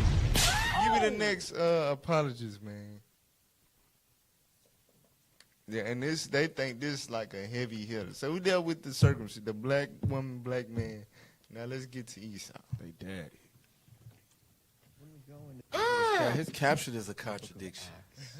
Equipping the saints. When we go into the book of Acts, we can see numerous times where the Apostle Paul is talking really to everyone he comes across.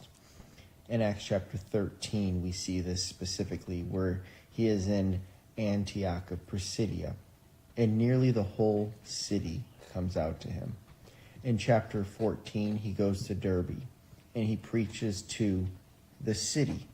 In chapter 17, he goes to Athens.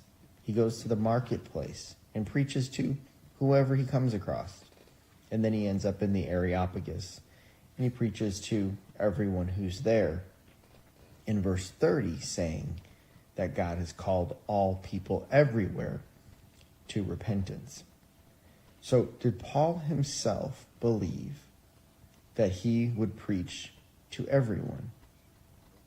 Well, yes, he did. In fact, he says he preached to everyone. In Colossians chapter 1, verse 28, it says, "We proclaim him, admonishing every person and teaching every person with all wisdom, so that we may present every person complete in Christ." Paul ministered to everyone. He wanted all people to come to Christ. And so he preached his message to all of them. And so it truly is the case that it did not matter to Paul what nation you came from, what your skin color was, what tribe you belonged to, what people you belonged to, what ethnicity you were. Didn't matter. Paul says it was every person that he preached to. And he meant what he said. That nigga. Well, alrighty then. So we're good. We're coughing. Let's just back up. What are we gonna do? Just shut the Israelites down. You're gonna shut your white mouth. So it's a lot here, right? So Paul, every man. Let's go to Acts 24. So Paul was, now Peter spoke about it in terms of his epistles, right, to Romans, Corinthians, Colossians, Ephesians, Thessalonians, so on and so forth. It was hard to be understood. He was doing a lot of navigating and traveling. He was raised in Tarsus. He knew how to maneuver and navigate dealing with Edomites. Just so happened he was in a situation where his own people, which were black, wanted to put him to death, and he had to appeal to the Edomite, in which he had to deal with wisdom to navigate through that situation.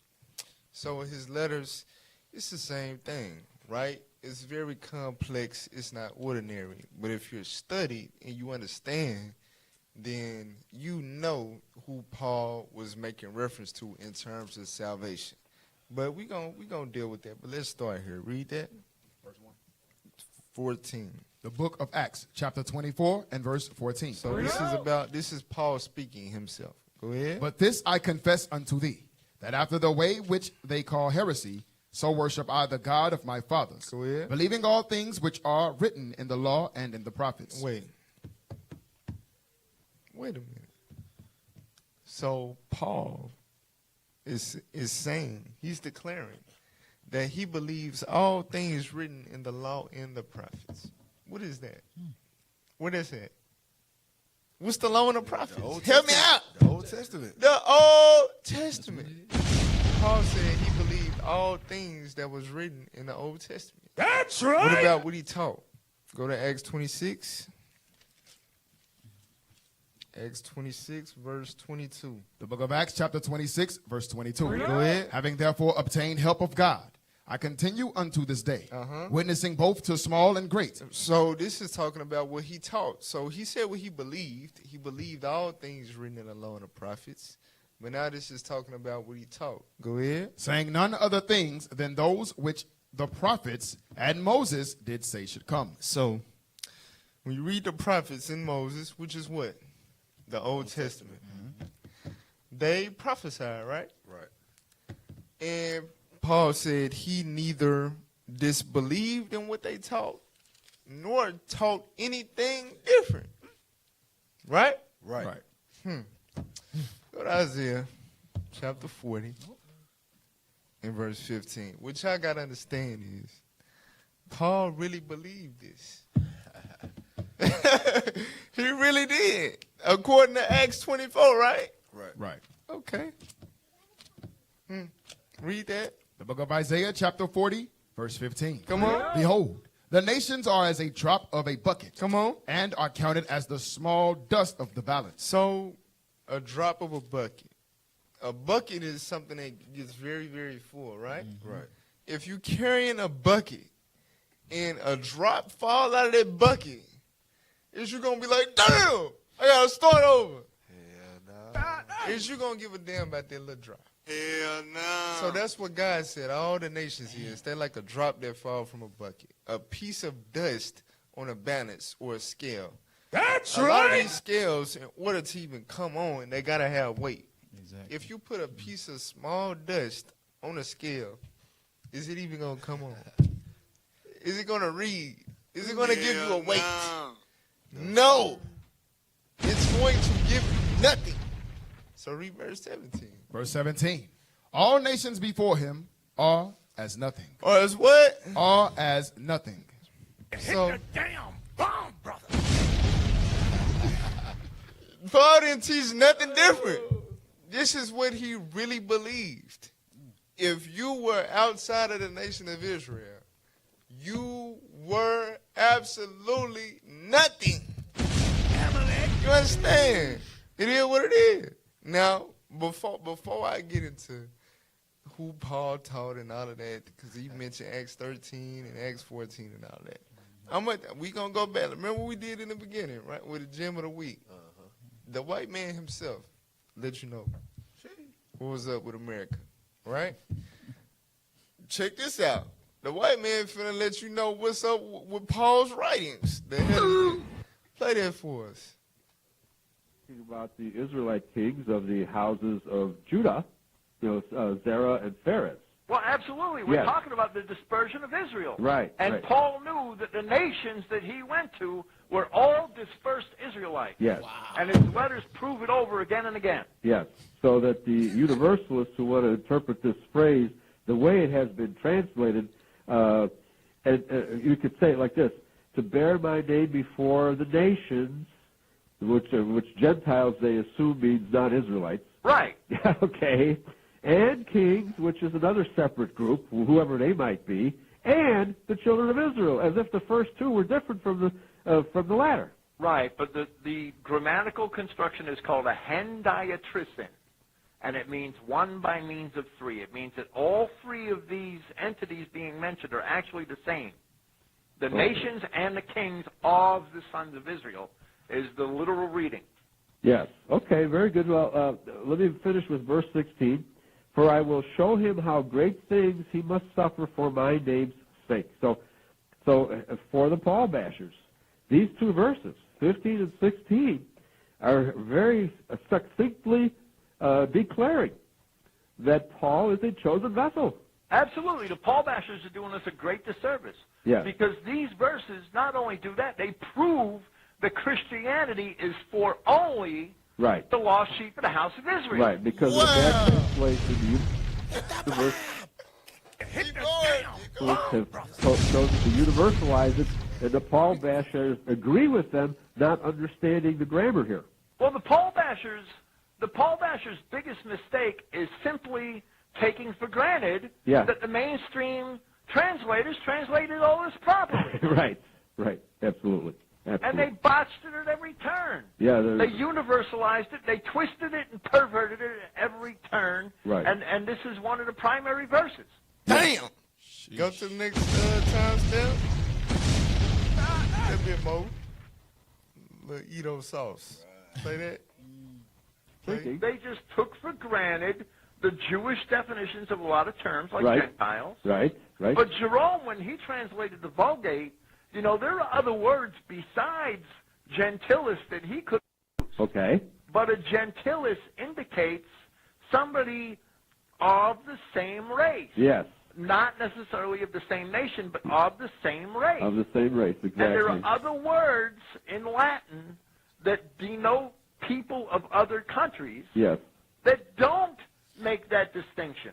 Okay. That don't have that connotation. Right. And the whole world has been fooled by the Jewish redefinition of the word Gentile to mean non-Jew. And it never did.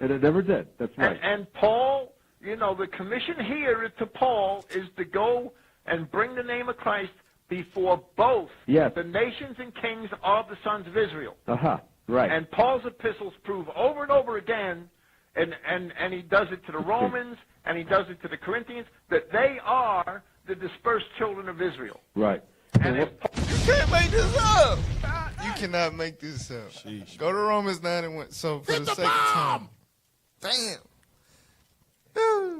For the sake of time. Romans 9 and 1. Book of Romans, chapter 9 and verse 1. I say the truth in Christ. I lie not. My conscience also bearing me witness in the Holy Ghost, that I have great heaviness and continual sorrow in my heart. So mind you, he's speaking the truth in Christ, right? He in the spirit. Come on. For I could wish that myself were accursed from Christ for my brethren. For my who? For my brethren. My brethren. My kinsmen, according to the flesh. According to the flesh, meaning bloodline, read. Who are Israelites. Who are what? Who are Israelites. Who are Israelites? To whom? Now, this is talking about according to the flesh, not spiritual, right? Like Babylon is spiritually called Sodom and Egypt. Right. This according to the flesh. That's right. So who are Israelites? Read. To whom pertaineth the adoption. That's Christ's death. Go ahead. And the glory. In the kingdom. Come on. And the covenants. And the covenants, meaning old and new. Read. And the giving of the law. And the giving of the law. Come on. And the service of God and the promises. The promises. What's the biggest promise? Christ. All that pertains to the Israelites. Come on. Whose are the fathers, and of whom, as concerning the flesh, Christ came. That's right. Who is over all, God blessed forever. Come on. Amen. Read. Not as though the word of God have taken none effect. Watch this. For they are not all Israel which are of Israel. Because you had wicked Pharisees, scribes, and people that followed them that rejected Christ, right? It's some of our people that they won't get it, like some of these dumbass urban apologists. Right. They are of Israel according to the flesh, but they not of the elect. That's what we say. Ain't no way. Neither, because they are the seed of Abraham. Not only amongst the Israelites, but the seed of Abraham in general. Because remember, he had Ishmael, he had the children with Keturah, right? Just because you came out of Abraham's loins, read. Are they all children? Don't mean you a child of God. Hell no. Come on. But in Isaac shall thy seed be called. And who did Isaac have? Jacob and Esau. The latter verses go into that. But the Israelites came out of Isaac. Go ahead. That is, they which are the children of the flesh. So if you came from Ishmael or any other Abraham's sons, these are not the children of God. Ain't that Isaiah 40? Exactly. He is saying none of the things that was written in the law and the prophets. The law and the prophets never taught that everybody was children of God, and neither did Paul. What the hell wrong with you? That's right. Jump down to verse 24. Verse 24. Come on. Even us, whom he have called, not of the Jews only. So the Jews, right? And this is where a lot of the confusion come in. The word Jew derives from Judah, right? So Judah was a kingdom known as the southern kingdom, right? Judea. That land consisted of Judah and Benjamin. The Levites dwelt there because they was kicked out by the northern kingdom when you read the history when the kingdom split. And also you had remnants of northern kingdom that wanted to serve God that dwelt in Judea. So they were grown up and raised in the laws and the customs and practices of the law of Moses. Those were called Jews. So if you were not an Israelite, raised in the laws, customs, and practices of the law of Moses, but you were of that bloodline, then you would be considered a Greek, even though you are an Israelite. You understand? You had to be one that was circumcised the 8th day, so on and so forth, to be considered a Jew. Paul was a Jew. So we said not only the Jews, go ahead. But also of the Gentiles. But also of the Gentiles. So, mind you, the white scholars said what they said. Gentiles is a word that was used because it signified the lost sheep of the house of Israel. But let's just prove it with the Bible. Read on. As he saith also in OC. As he what? As he saith also in OC. So Paul is doing what the apologists and a lot of other Christians say that we wrong for doing. Paul is putting a precept. Salvation is not only for the southern kingdom, who was raised in a law that received the gospel first, but also for the northern kingdom, as it also says where? As he saith also in OC. In OC. OC is Hosea, the book of Hosea. Come on. I will call them my people, which were not my people. So, real quick, go to OC, Hosea. I will call them my people who were not my people. Okay.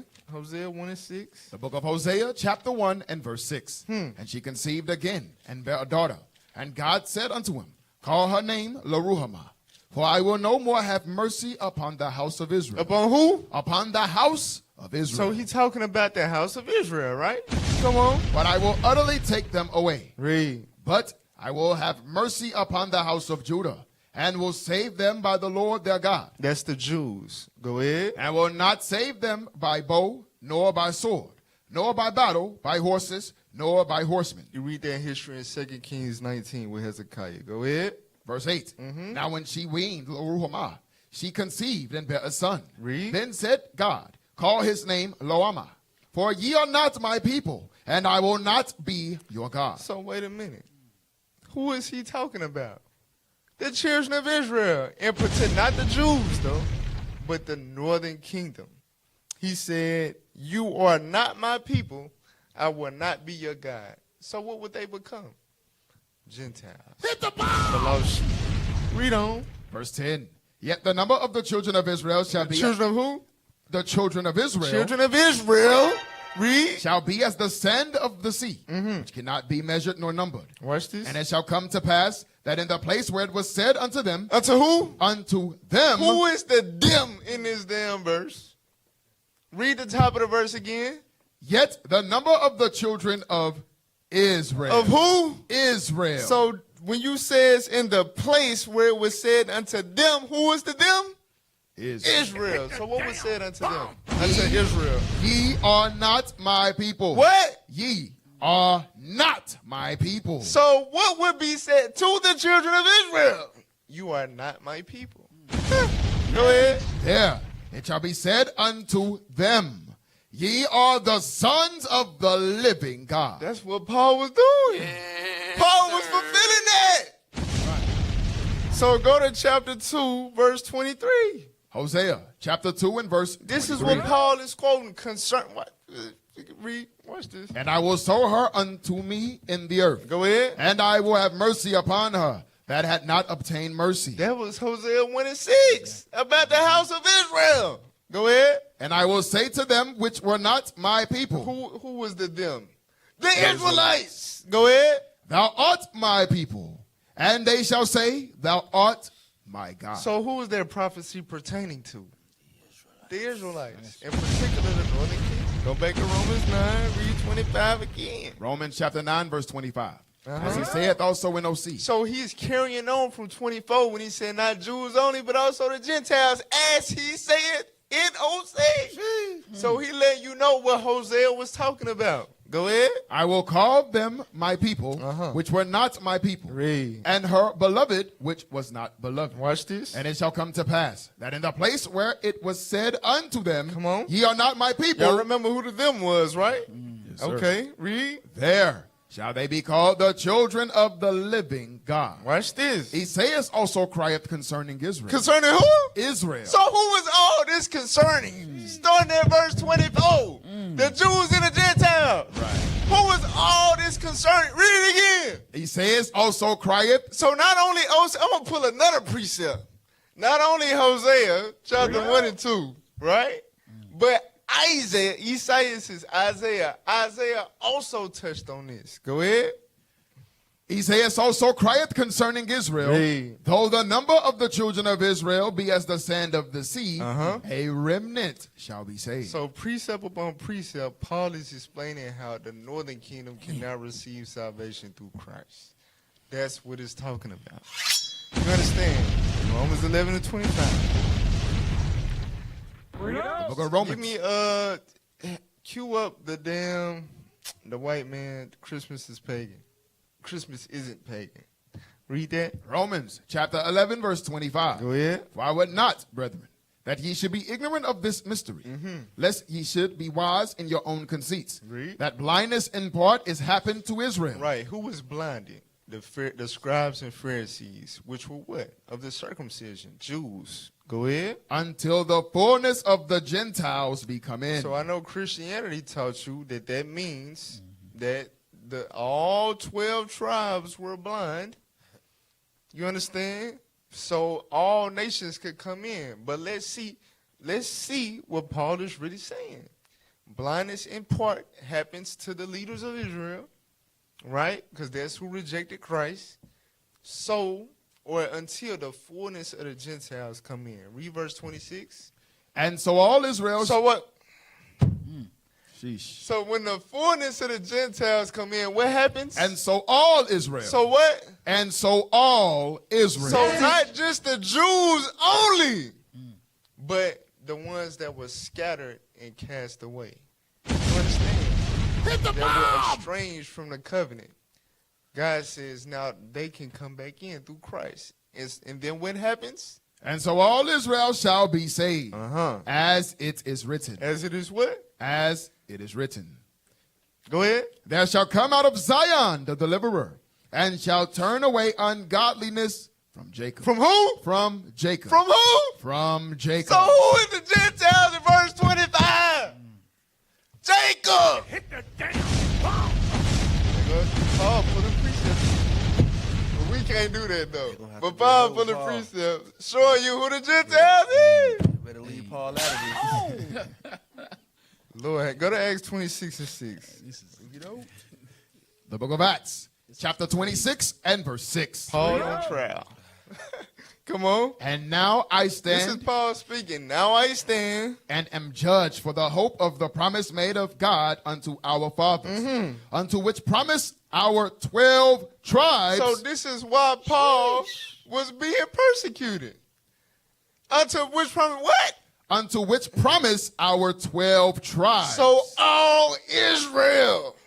Read. Instantly serving God day and night. Hope to come. What? Hope to come. Because that wasn't the case at the time. But that's why Paul was a chosen vessel sent unto them from the southern kingdom to let them know, hey, y'all good through Christ. Read. For which hope's sake, King Agrippa, I am accused of the Jews. So verse 7 don't say that I'm trying to recruit all nations, King Agrippa. That's why they mad. No, it's because he was trying to wake up the 12 tribes. right? The ones that were considered not his people, the uncircumcised. I better stop playing with it, bro. I'm trying to tell you. All right, so now give me the Wes Huff, and then we gonna close it out. 3 years ago, I made an infographic on some reading I'd done on supposed pagan origins of Christmas. At the start of the research, I would have told you that some of these things were pagan, and that Christians had co-opted a number of them, and that while their origins might have been pagan, they were now completely disassociated from their pagan beginnings. However, as I read more and dug into the literature, and specifically the original sources, I found that my preconceived notion was actually backwards. In fact, some of the things I thought had pagan inceptions were actually practiced by Christians before they were by pagans, and pagans had appropriated them from Christians, not the other way around. Okay, so basically what's happening is apologists have went so far to say all that you've heard about Christmas being pagan is wrong. Jedi mind trick. We created Christmas and they added all that pagan stuff. The devil! You can't make this up. Now give me Jeremiah. You better shut your white mouth. This is the thing about this guy that confounded Billy Carson. He does not use the damn scriptures.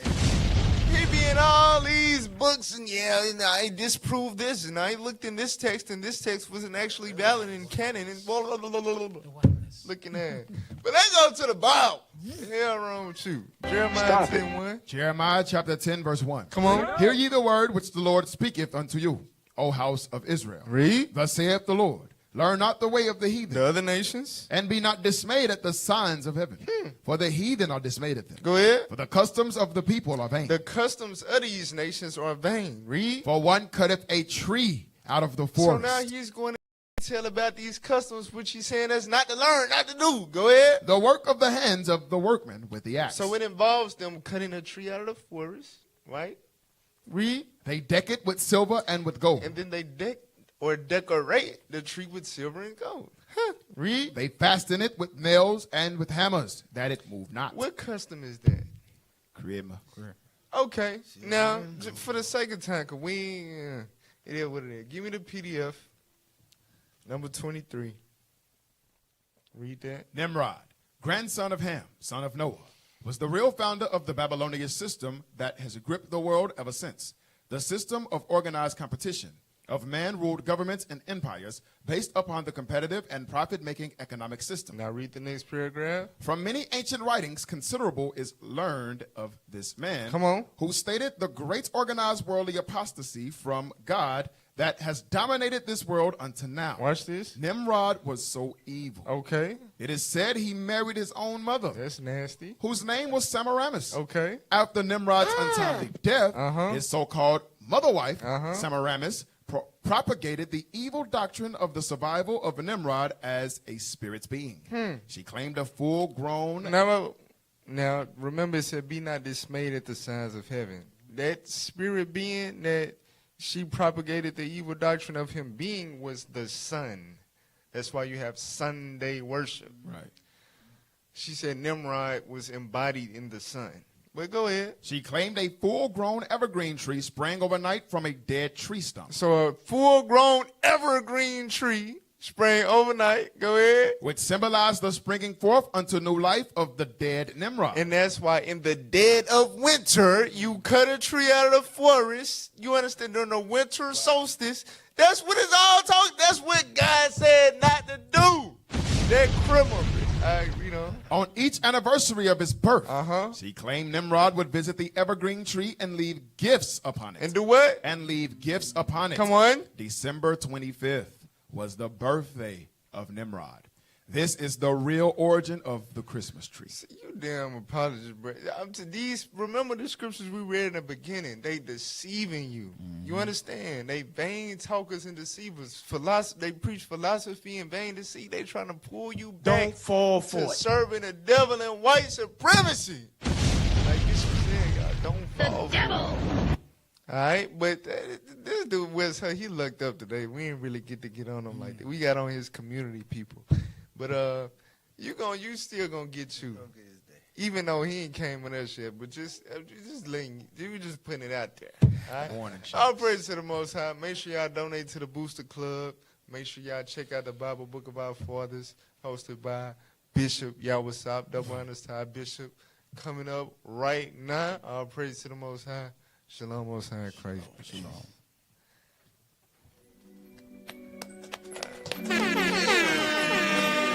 Peace out, peace out. Look, I ain't saying it ain't on to let go, but sometimes the sauce gotta go. They say I'm cold, I'm just preserving my soul. Peace out. You said your piece, I said my piece. Now I got peace of mind, yeah.